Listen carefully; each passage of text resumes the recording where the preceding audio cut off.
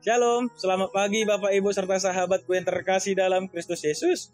Pagi hari ini, Selasa 27 Juli 2021, sebelum kita melakukan segala aktivitas dan rutinitas kita di dalam masa PPKM ini, saya mau mengajak Bapak Ibu serta sahabatku untuk mendengar renungan firman Tuhan yang telah ditetapkan hari ini, yang terambil dari kitab Injil Matius pasalnya yang ke-25, ayatnya yang ke-40, beginilah bunyinya. Dan raja itu akan menjawab mereka, "Aku berkata kepadamu, sesungguhnya segala sesuatu yang kamu lakukan untuk salah seorang dari saudaraku yang paling hina ini, kamu telah melakukannya untuk aku." Demikian bunyinya. Bapak Ibu serta sahabatku yang terkasih dalam Kristus Yesus, mungkin kita bertanya, bukankah selama ini kita diajarkan oleh firman Tuhan bahwa kita hanya diselamatkan dan dibenarkan oleh karena iman kita semata-mata saja? Tetapi mengapa saat ini kita setelah membaca perikop terlebih ayat ini, kita diajarkan bahwa keselamatan itu diperoleh hasil dari perbuatan kita? Jadi kalau begitu, dengan keselamatan, dengan apakah keselamatan itu ditentukan? Dengan imankah atau oleh perbuatan-perbuatan kita? Bapak Ibu serta sahabatku yang terkasih, kita tidak perlu keliru atau terkecoh dengan dua pernyataan ini. Saya percaya bahwa keselamatan kita ditentukan oleh iman kepada Tuhan Yesus Kristus.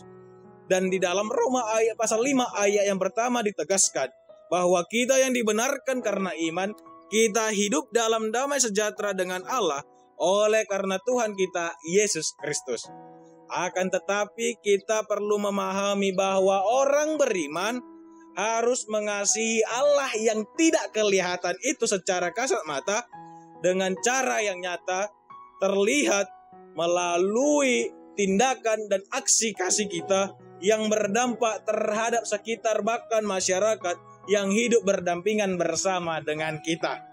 Dalam hal inilah sangat tepat sekali jika Yakobus mengkaitkan antara iman yang kita telah peroleh dengan perbuatan kita sehari-hari. Bahwa di dalam Yakobus 2 ayat 22 dikatakan bahwa jika iman itu tidak disertai perbuatan, maka iman itu pada hakikatnya adalah mati.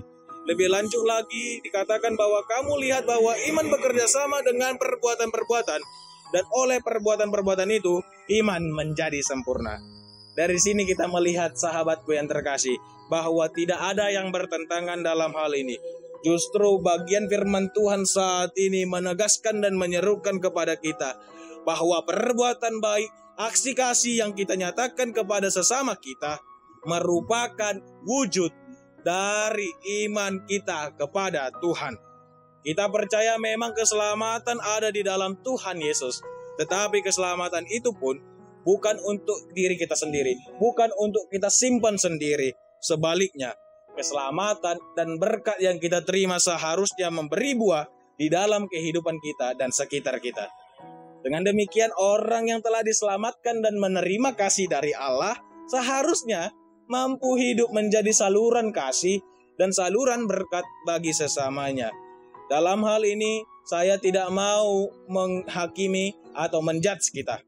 Tetapi saya rindu ketika kita masing-masing mengintrospeksi diri kita, melihat dan meng-cross-check diri kita lebih dalam. Apakah selama ini kita sudah berbuat baik kepada sesama? Apakah perbuatan kita sudah memuliakan Tuhan, sudah membuat nama Tuhan semakin masyhur?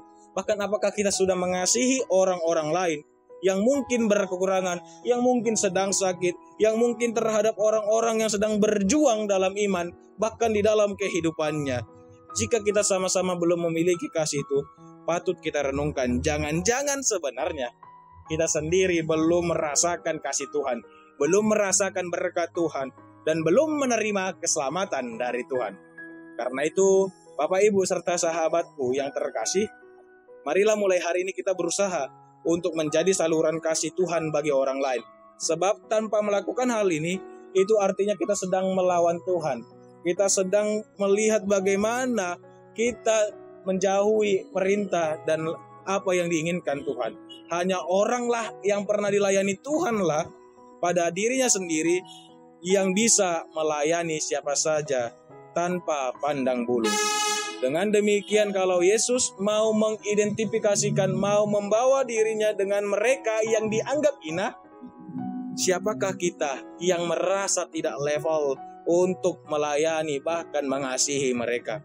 Faktanya sahabatku, Tuhan Yesus sudah memberikan yang terbaik bagi saudara, bagi saya, yaitu sebuah penebusan atas segala dosa kita. Pertanyaannya, apa yang bisa kita hadiahkan? Apa yang bisa kita berikan kepada Tuhan yang telah memberikan kasih selalu terus-menerus di dalam kehidupan kita? Tentu yang menjadi persoalan di sini bukanlah siapa dan mengapa Tuhan mau memasukkan dirinya sebagai orang yang paling hina, yang tidak dipandang itu, yang mau menunjukkan yang ditunjukkan oleh Tuhan melalui statement, melalui firman Tuhan pagi ini adalah bagaimana kecintaan, bagaimana kesetiaan kepada Tuhan seharusnya terwujud melalui cinta dan kepedulian kepada sesama kita. Sebagai kesimpulan dari firman Tuhan renungan pagi hari ini, saya mau mengajak kita untuk berseru kembali, untuk kembali lagi melihat bagaimana kepada siapakah kita wajib menyalurkan perhatian kita. Pada tahap ini kita menemukan jawabannya. Kita boleh melihat di dalam Galatia 6 ayat yang 10 berbunyi, karena itu selama masih ada kesempatan bagi kita, marilah kita berbuat baik kepada semua orang, tetapi terutama kepada kawan-kawan kita seiman. Demikian firman Tuhan. Tuhan Yesus memberkati kita. Shalom.